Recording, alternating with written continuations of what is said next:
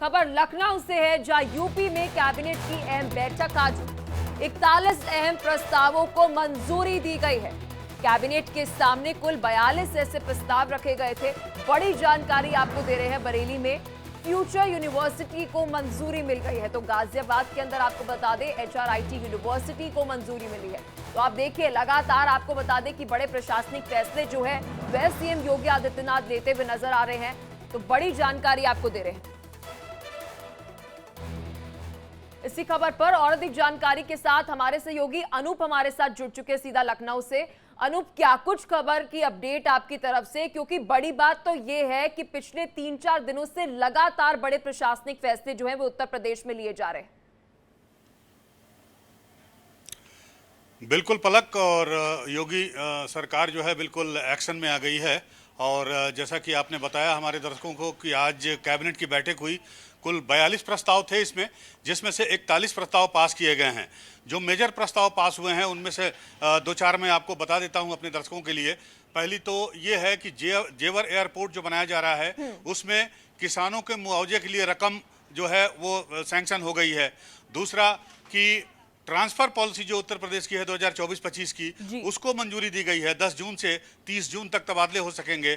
इसके अलावा महाकुंभ जो 2025 में होगा प्रयागराज इलाहाबाद में, उसके लिए भी प्रस्ताव पास हुआ है। पहले था कि 3200 हेक्टेयर में जो है घाट या मेला क्षेत्र होगा, वो इस बार बढ़ा के 4000 कर दिया गया है, 4000 हेक्टेयर कर दिया गया है। इसके अलावा ओबरा में 2 प्लांट बिजली के लगाए जाएंगे। जैसा कि आपको पता है कि पूरे यूपी में बिजली की किल्लत चल रही है, तो 2 प्लांट की मंजूरी दी है। 13,000 करोड़ के ये प्लांट हैं। तो इसके अलावा 2 नए यूनिवर्सिटियों को इंटेंट ऑफ लेटर जारी हुआ है।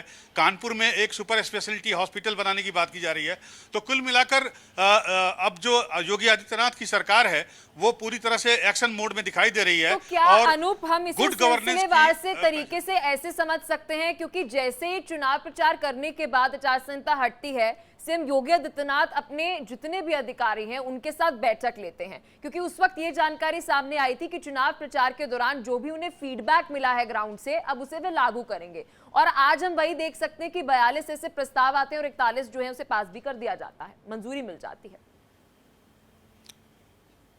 बिल्कुल बिल्कुल, ये फीडबैक जो मिला है सरकार को, जिस तरह से एक तरह से कह सकते हैं आपको कि झटका लगा है या सेटबैक लगा है इस लोकसभा चुनाव के परिणाम में, उसके बाद पूरी की पूरी योगी सरकार ही नहीं बल्कि मुझे लगता है कि पूरी बीजेपी मशीनरी जो है वो हरकत में आ गई है। और कोशिश ये हो रही है कि अगले 100 दिनों के अंदर, चाहे वो केंद्र की सरकार हो या उत्तर प्रदेश की सरकार हो, वो गुड गवर्नेंस का मैसेज कम से कम लोगों तक पहुँचा सके। और साथ ही साथ इस बात के निर्देश मुख्यमंत्री योगी आदित्यनाथ ने जारी किए हैं अपने अधिकारियों को, साथ ही साथ मंत्रियों को, विधायकों को, कि वो जनता के बीच में जाएं, वीआईपी कल्चर छोड़ें और जनता की शिकायतों का निपटारा करें। तो कुल मिलाकर एक मैसेज देने की कोशिश की जा रही है और इसकी कवायद शुरू हो गई है।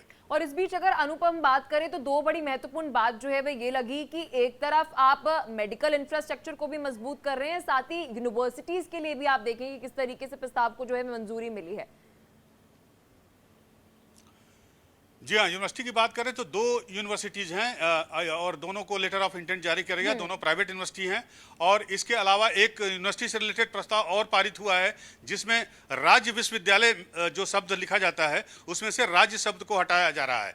तो कुल मिलाकर एजुकेशन पर भी फोकस है, मेडिकल पर भी फोकस है, इंफ्रास्ट्रक्चर पर फोकस है, गुड गवर्नेंस पे फोकस है।